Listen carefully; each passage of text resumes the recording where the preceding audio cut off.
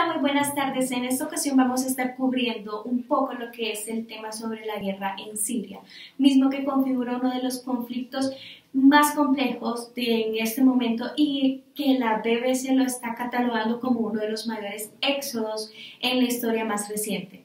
Las consecuencias que está dejando este conflicto son verdaderamente impactantes: alrededor de 4.8 millones de personas refugiados, más de 6.6 millones de personas han sido desplazadas dentro de su propio territorio, y en esta ocasión pues tenemos el apoyo de Diego Carranza, que nos va a estar contando un poco más, y queremos saber, Diego, cuáles son los principales aspectos que está desencadenando este conflicto.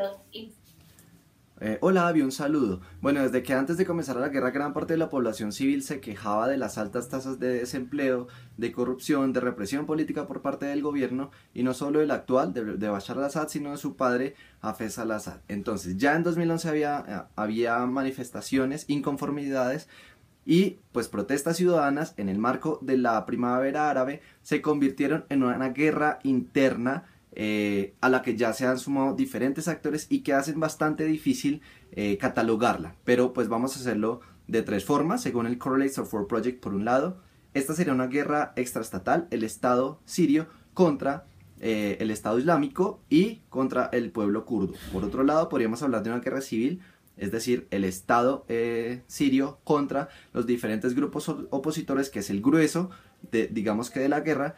Y finalmente un conflicto intercomunal, pues que sería los diferentes grupos opositores al interior contra el Estado Islámico y contra el pueblo kurdo. Entonces son relaciones que hacen bastante difíciles encontrar una solución a la guerra. Pero también los intereses. Rusia tiene intereses económicos, tiene intereses militares, tiene intereses desde el presidente Vladimir Putin. Por un lado, lo militar, que sería importante mencionarlo. El territorio sirio se ha convertido en campo de entrenamiento de soldados rusos y campo para probar nuevas armas. Estados Unidos le preocupa la expansión del terrorismo yihadista a nivel internacional, pero también el control que podría tener Rusia de los oleoductos y las refinerías sirias y de la región en Medio Oriente. Entonces, pues todo este panorama hace bastante difícil lograr una solución rápida, o al menos a corto plazo, para esta guerra, y pues es posible que desafortunadamente sigamos viendo noticias desfavorables. Y bueno, Stephanie, cuéntanos un poquito si crees que esto efectivamente, el tema del conflicto en Siria, es un tema más territorial que religioso. Bueno, Avi, efectivamente es evidente que la guerra en Siria no es un conflicto principalmente religioso. Pues, empezando por una parte, por la ubicación geoestratégica de Siria, podemos ver el papel tan importante que juega el país en la actividad económica de la región, pues es el camino más directo desde los países petroleros hacia el occidente por medio del Mediterráneo. Y esto es algo que es evidente desde el acuerdo de Sykes-Picot entre Inglaterra y Francia, donde Francia principalmente usó el país para estos medios económicos por casi 40 o 50 años. Y por otra parte, hablar del conflicto en Siria solamente en cuanto a religión sería un poco ingenuo, pues dejaría por fuera los temas geopolíticos como la guerra contra el terrorismo y el protagonismo que ha tenido Estados Unidos y Rusia en el conflicto en los últimos años. Si bien es cierto que el gobierno sirio de al-Assad es principalmente chiita y estos solamente representan el 13% de la población, mientras que los suníes representan casi el 70% de la población siria, y sin dejar por fuera que esto es un factor importante a nivel político para movilizar el apoyo de la población por un lado o por el otro.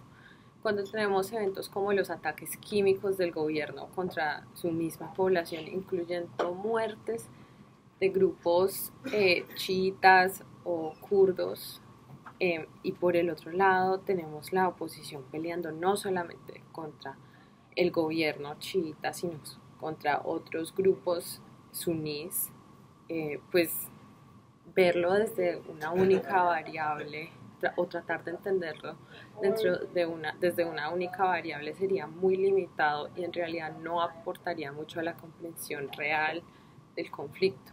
Diego, cuéntanos un poquito ¿qué harías tú o qué recomendaciones darías tú para encontrar una salida o una solución a este conflicto? Teniendo en cuenta que el gobierno sirio ha sido incapaz de proteger a la población civil, recomendaría aplicar la doctrina R2P para evitar que se sigan cometiendo atrocidades en masa. Por otro lado, una resolución de las Naciones Unidas que incluya a toda la comunidad internacional, pues para que realmente haya un compromiso de todos los estados y haya una fuerte presión en contra del gobierno sirio para que disminuyan las acciones en contra de la población civil y logren llegar a acuerdos con los grupos opositores, o aumentar los corredores humanitarios para que la población pueda salir de las zonas de conflicto y evitar que mueran más personas en medio de las balas.